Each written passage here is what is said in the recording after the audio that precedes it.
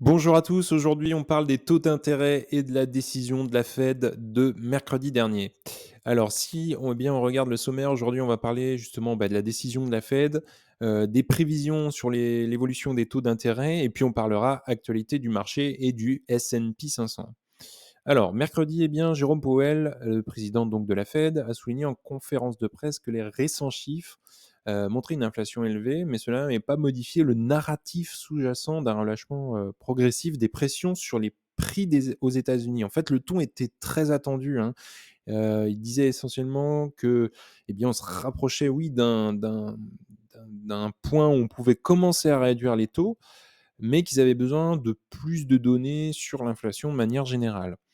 Alors, si on regarde, la décision, c'est qu'elle a opté pour le statu quo. Donc ça, en fait, c'était prévu, hein. On savait très bien à peu près que ça allait pas bouger tout de suite, au mois de mars. Mais elle prévoit toujours, en fait, une baisse globale de 75 points, de base cette année sur les taux. Donc concrètement, aujourd'hui, on a des taux, autour d'une fourchette de 5,25-5,50. La question était de savoir justement, alors que l'inflation elle reste élevée, hein, au vu des dernières statistiques des prix à la consommation, de février, sur combien de baisses de taux elle allait désormais tabler. Alors, si on regarde le dot chart, je vous montrerai, justement, le schéma juste après, qui rassemble justement les anticipations des membres, hein, du comité. Eh bien, on voit, toujours des détentes, hein, de 75 points de base en 2024, comme je le disais, comme sur les projections de décembre, mais à un vote près. Donc pas de mouvement, tant que l'institution, en fait, n'aura pas la certitude que l'inflation se dirige véritablement vers l'objectif des 2. Aujourd'hui, elle n'est pas, justement convaincue de ça. Et la seule, justement, modification qui est apportée, au communiqué, publié mercredi dernier, ça concerne justement, la par rapport à la réunion de janvier, ça concerne la croissance de l'emploi. Désormais, elle est qualifiée de forte, alors, qu'avant elle était, considérée comme modérée.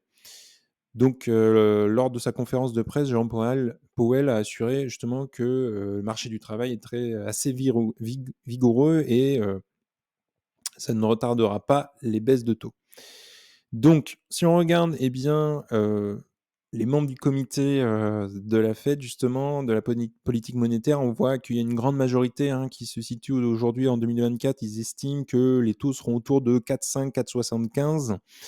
On voit en 2025, on serait plus sur, du 3,75, on va dire, en moyenne, et on tablerait sur du 2026 autour de 3 de taux d'intérêt, pour ramener effectivement après sur une fourchette de 2-2,5. Donc si on regarde les prévisions, on voit, alors PCE inflation, on voit très bien que l'inflation est estimée autour de 2,4, pour l'année 2024, 2,2 en 2025 en moyenne, et puis 2 qui est l'objectif, serait ramené en 2026. Alors si on regarde le corps PCE, hein, qui, exclut les éléments volatiles que sont justement l'énergie et les produits alimentaires. On voit qu'on serait sur du 2,6 en 2024, 2,2 en 2025 et du 2 justement en 2026. Alors si on regarde l'évolution, justement les prévisions, les 3 baisses de taux, on voit qu'elles commenceraient à s'amorcer en juin 2024, avec certainement peut-être autour de septembre, et puis une dernière en fin d'année sur du novembre-décembre. On aurait 3 baisses. Ce qui fait qu'on passerait aujourd'hui donc de 5,5 avec un taux qui arriverait au 31 décembre autour de 4,75. Ça, c'est, les prévisions, et justement, comme je disais, c'est ces 3 baisses de taux, de 75 points.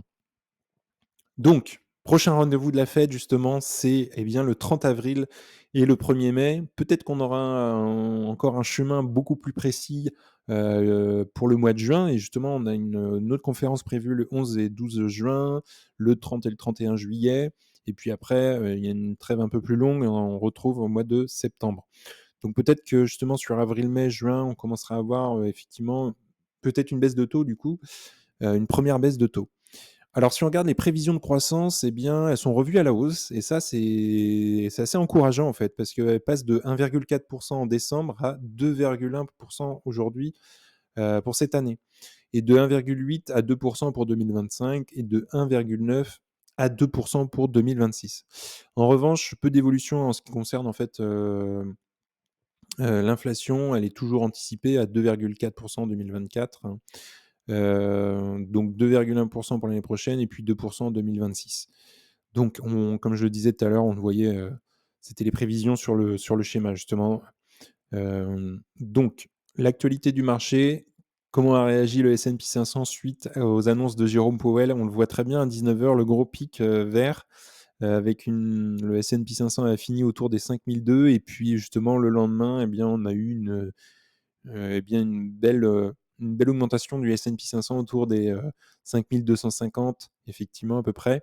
Donc plutôt encourageant, plutôt optimiste, le marché, ça c'est est plutôt rassuré de manière générale on commence à voir la fin en fait surtout et qu'elle commence à être programmée et ça c'est rassurant pour le marché aussi. Donc petite conclusion, les annonces et le ton de Jérôme Powell étaient très attendus. En fait, le discours commence à devenir de plus en plus optimiste et on commence à avoir des dates qui commencent à se dessiner aussi.